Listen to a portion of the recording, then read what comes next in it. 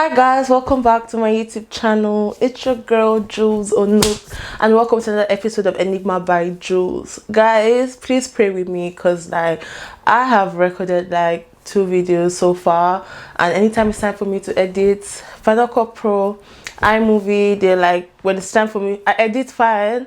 When it's time for me to export, it takes I'm not exaggerating, 4 days and still the work doesn't get done. It keeps saying 100 gig. I'm like, 100 gig, 100 gig, 30 gig, 50 gig, 15 seconds. I'll be like, okay, let me cut it into little. Do you understand? So maybe 10 minutes is going to be 10 minutes only will be 30 gig. I don't know what's going on because I just recently got my camera fixed. I don't know what's going on. I don't know if it's my MacBook. I know I'm overdue for a new MacBook, but then again, I don't understand because it's really frustrating me. The last one really frustrated me. So this is me putting in all my hope and all my faith and all my prayers, hoping that this one works, because I've tried to do a little thing with my laptop, with my camera, just to see if it's going to work, and I just hope it's going to work. So before we go into it, welcome to another episode of Enigma by Jules. Welcome to True Crime Jules. I forgot my YouTube name. I really do appreciate. I know it's been forever, but then I'm putting this out there because this is my hobby. Okay, before we go into the story, hi, my name is Jules, and if this is not your first time, hi, welcome back. And if it's your first time, hi, thank you so much for finding me. I'm inconsistent, but I'm actually going to build on that. Honestly, I can't build on that because I got a new job, which makes my work-life balance so much better. But I'm just praying if this goes out, that means you're gonna see me here every 2 weeks or every week. Yeah, so if you're not subscribed to my channel, kindly subscribe to my channel. And I'm so glad because I saw some comments on my post, my old post. I didn't know that I saw those comments until one day I was going through my comments and I saw people that I don't know gladly appreciating me and telling me, oh, I love the way you speak, I love the way you tell these stories, and it really made me so happy. I screenshot and I sent it to my partner and I'm like, oh my god, look at this one, and they're like, oh my god. I'm like, yeah, I really want to go back, but I just have these obstacles everywhere. So I'm just really finger crossing that it works. I'm so sorry that this is long. And thirdly, please subscribe to my channel if you're not subscribed to my channel, because if this works out, if this goes out, just know you will see me every 2 weeks or every week, depending. So now today, let's go into the case. So guys, in today's case, we're actually going to talk about Elizabeth Barraza, but as her friend used to call her Liz. So in this case, we're going to call her Liz. So this case is a very bizarre case. I literally cannot wrap my head around this case. I have listened to this case and I've read this case and I've sat down and I've thought what exactly happened, why would what happened actually happen. I still don't know how to wrap my head around this case. So maybe if you listen to this case, maybe you will be able to wrap your head around this case. But this case has gotten all my attention because the kind of person she was. It's kind of people that you just sit down, you just say, you're like, nah, this person don't deserve bad things. So according to her friends and family, she's that kind of person, because she even seen her picture, guys. You guys are going to see and be actually, she's not even going to be a victim of murder. She was a victim of a very completely senseless and useless murder. And sadly, this case is unsolved. I hate talking about unsolved cases. They make me angry because I'm like, I need to know. I need to know. I'm not really an unsolved case kind of person, but this case, maybe if you guys listen to it, maybe you'll be able to bring an answer to it. And she actually did not deserve to die. No good person deserves to die. Nobody deserves to die, honestly, except some people who are just dickheads and just kill for fun. But honestly, her especially, she didn't deserve to die.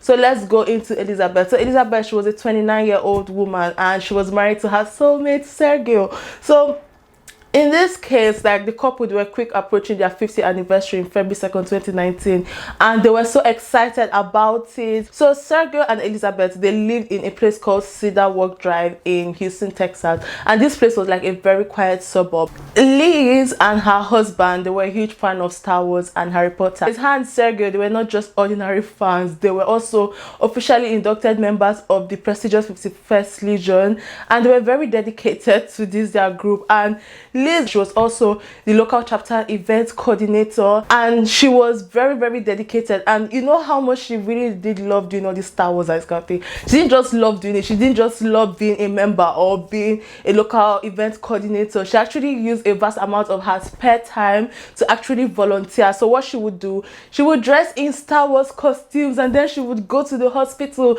just to make children happy. Liz and her husband, they were so obsessed with Harry Potter. Like I said, their 50th anniversary, 2nd of February 2019 was coming up. So her and her husband, they had planned to celebrate their 50th anniversary into a trip in Florida's Universal Studio, so that they will go and visit the Harry Potter attraction there, because you know how obsessed they were. They were really literally very obsessed. So Liz was so excited to go that she had already like packed her bags and made sure that she had packed everything hours before, like days even before they were supposed to go. On Friday 25th of January, Liz decided to do like a last minute garage sale to just raise a few dollars for her trip, and she called into work sick. So normally, from what I heard and what I listened, so when Liz is doing this garage sale, this was not her first time doing a garage sale. So when she's doing garage sales, what she actually does, she actually puts on her Facebook, and she's like, oh, I'm doing a garage sale, because they are obviously she lives in a very quiet place.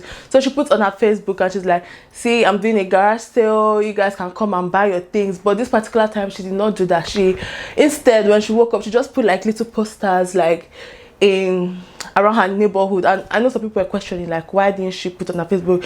Girl, she called in sick. If I call in sick at work, do you think I'm going to do anything that's going to make it look like I'm not sick and I want to say garage sale? Do you think I'm going to go and be like, oh, I called in sick, but then on my Facebook you're going to say garage sale? No, she called in sick, so it was just wise for her to just go. She would knock on neighbors' doors, and then she would just like put little poster, oh, I'm being garage sale in Cedar Walk Drive, if you can come and buy things. So literally that's what she did. So it was approximately 6:45 a.m.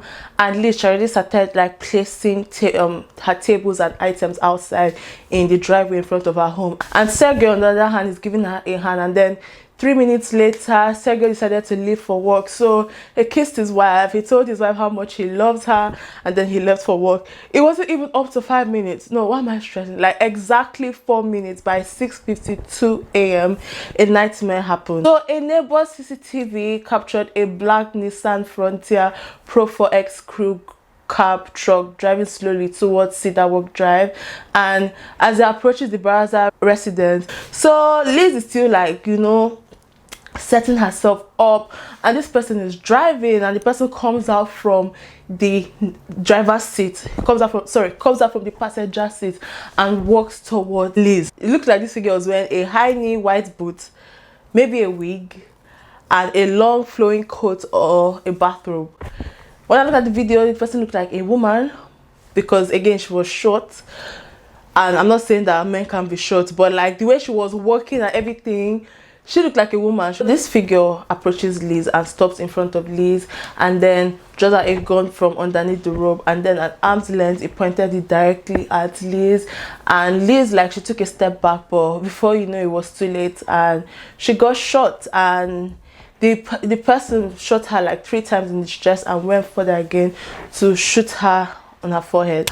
It's been 3 years now. Her husband is still doing TV and radio interviews, and he's actually updating social media asking if anybody knows anything about this, that they should please help to bring the perpetrator to justice, making sure that his wife is not forgotten. He's recalled through tears, and he's basically in anguish. He's like begging the public. And he had an interview with Dateline where he was like, I held her hand all the way to the end, and then I slowly let her go. Like I said, she didn't die the same, but she was critically injured.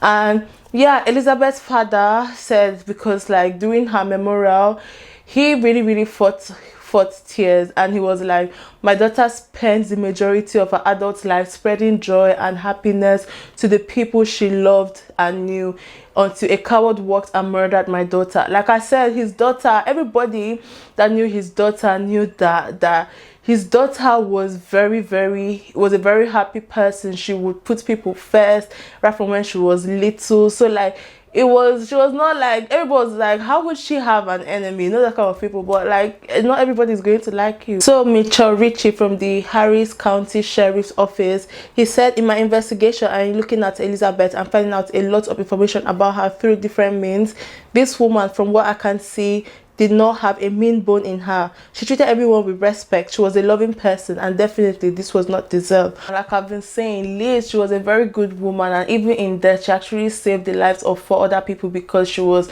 an organ donor. She donated her organs to people that actually needed it.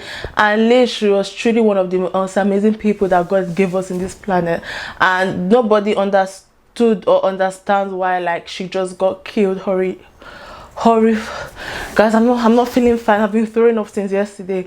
Anyways, her father Bob said she was taken from all of us far too soon, and we would take every opportunity we have to get the word out to the killer that we would never give up. So if you have any information that will help bring the perpetrator to justice, Crime Stoppers, Houston Crime Stoppers, they're actually giving a reward. They're offering a reward of $50,000. So if you have anything, just pick up the phone. You can remain anonymous. Let's just get this person off the streets, because I feel they will do it again. So who do you think this person is? So people are saying that maybe he's a hitman that was hired. Some people are like maybe he's a man. Some people are saying he's a woman, and some people are like maybe Sergey was in a relationship. Because okay, no, we're going to get into that. Let's just go into the theories and speculation, because like my body is like itching me, because there's so many things that surrounding this case. Like, oh my God, like I've been trying to wrap my head around this case, and I'm like, I don't understand, like what is going on, like if I'm making sense. Am I okay? So because of how bizarre this case is, like the Texas police, like they've not even made one single arrest, because they cannot even fathom who a suspect, who like they cannot even find a suspect in this whole case, because everybody's like, I don't understand. So the crime, the offender, the truck the person drove, the residents of that place, they were like that. It actually stood out to them because it was not a common truck in their area. That witnesses, they actually reported that they had seen the very truck the night before driving around the block, and this was also verified via CCTV, because like the night before, the person in the car had drove around the house, maybe to like, do you understand, like gauge the place. You know, sometimes all these hitmen, they like to know like your whereabouts. But the thing is, she called in late, she called in ill to work. How did the person know that she was not going to be at work? Then how did the person know that she was not going to be at work, and that she was going to have a garage sale? Because she didn't even post it on social media. So how did the person know all those kind of things, that she called in sick for work? Like, it's just scary. People sometimes, there was even that someone even thought that was her husband. But like, I'm like, if it's her husband that actually hired the killer, why would how the person go the night before, like when they can just talk truthful? Why would the person go the night before to like gauge round and everything? Like I said, the truck is a very uncommon truck in that area. The truck is a very distinctive truck here. Guys, I really don't know how to speak well. I like ask my friends, like sometimes I'm like, anyway, my tongue is like I have a twisted tongue. Sometimes words don't come out properly from my mouth. Anyways, so the truck what is wrong with me? Because I'm trying to talk slowly. So basically, the truck driver, their truck is not something that is common in that area. So the person must have had enough confidence to shoot her and then get into the truck, knowing that there was a possibility for them to be caught, because like their truck was not a common truck in that area. And that's speculation. Like I said earlier, people are thinking, is this a male shooter or is this a female shooter? Like me personally, I think it's a female shooter. But what we know about the shooter is very, very, very little. There's still uncertainty about the gender of the shooter. So some people think it's a male shooter that disguised themselves as a female shooter, while some people think it's an outright female shooter. And Liz was 5'2", and the shooter was standing right in front of her with boots. And even at that, the shooter was shorter than her. And if he was a man, he was actually obviously not taller than Elizabeth. But I'm not saying that men cannot be that short. I've seen short men. But the way the shooter was actually walking towards her, Even if the shooter disguised himself to be a woman, I don't think it will work like that. I think it's a man, because I've watched that video like so many times. So guys, let's talk about the audio. So the neighbor CCTV obviously captured the audio to the shooting and everything. So this is, people are very conflicted with what the audio said, so I'm just going to tell you guys what I actually heard. Some people heard several things, and I wrote down what I heard. I'll put a link in my description box so that you can go back to it and listen to it. Okay, this is how I heard it. I heard morning, and then I heard it's 10 to 7. So I don't know who said that. Then I heard please, obviously, which is Elizabeth. Then I heard someone's going to kill your neighbor, and I heard that's not true. And literally that is what I heard. But you guys, let me know, because this case is just so bizarre.